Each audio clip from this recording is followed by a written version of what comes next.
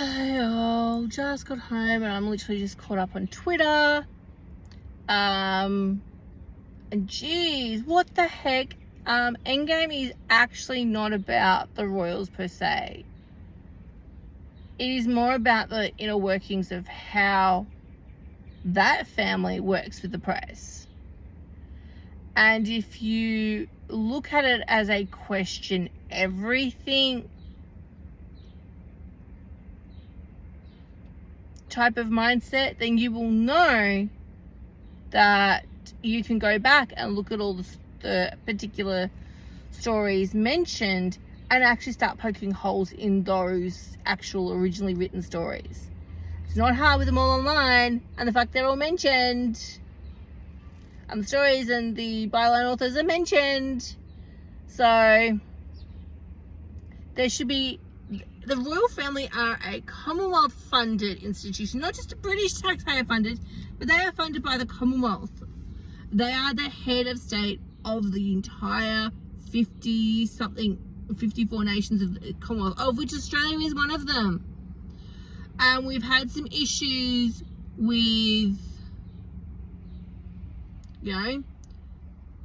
not being as nice to the women, some of our women athletes, Netball Australia, I'm looking at you, the whole Netball Australia, Gina Reinhart, in regards to our Aboriginal and Torres Strait Islander athletes, of which there have only been 3 in the Diamonds. The way that was handled, when that should have been handled privately, not publicly, as Netball Australia and Gina Reinhart wanted to. I still maintain that Gina Reinhart should have actually spoken out on that, not just withdrawn her money. Funny how she wanted to fund the Commonwealth Games. So who were the current Commonwealth Games champions from last year? Oh wait, that would be the Diamonds.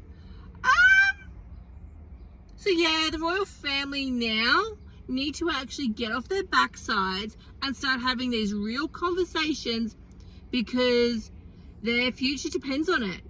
The Commonwealth nations predominantly are black and brown. Yes, I'm going to admit I'm fully white. Clearly that's obvious. And I'm even saying this should be called out. It should be absolutely called out. In my own personal opinion, the British tabloid press have had it all their way for way too long, and thank goodness for Omid Scobie, who's lifted the lid even further on that. Even Spare was more of a reflection piece of Prince Harry's opinion, and how the media in these organisations works. Both books, I'm talking about Spare and Omid Scobie's newest book, Endgame, are must-reads for journalism students. The first thing you should have been taught, wait a minute, is question everything you're told. I was shocked at all the revelations in that book, especially about the future king, the current king, and their wives. Like, what the heck? You're fully taxpayer funded.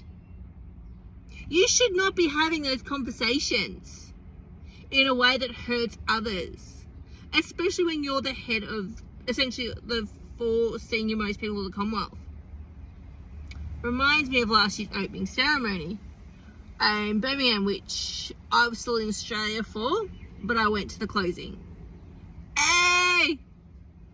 And to see an amazing celebration towards our late great Queen, who, had I realised how sick she was, realised that's why she wasn't there, and all the diversity and the different backgrounds of all the performers.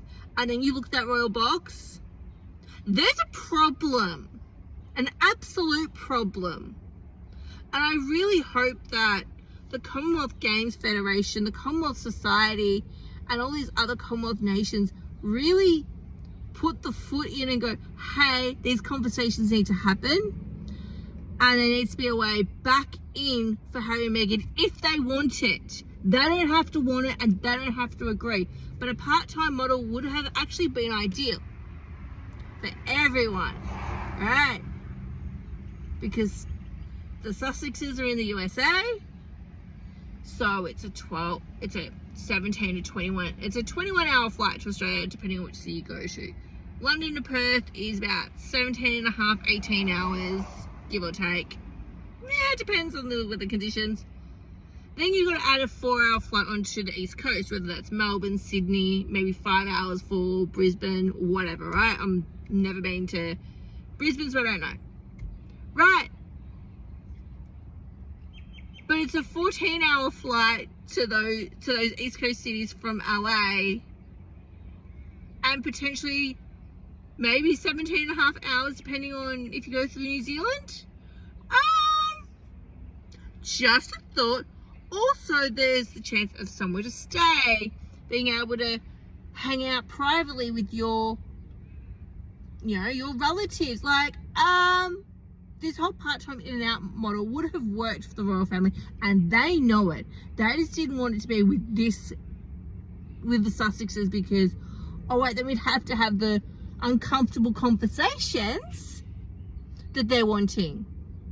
Just my thoughts and my opinions after reading Endgame. Whoo! I'm not even finished it, because Spotify kicked me off with a few chapters to go because I'd reached the Spotify limit. Talk soon.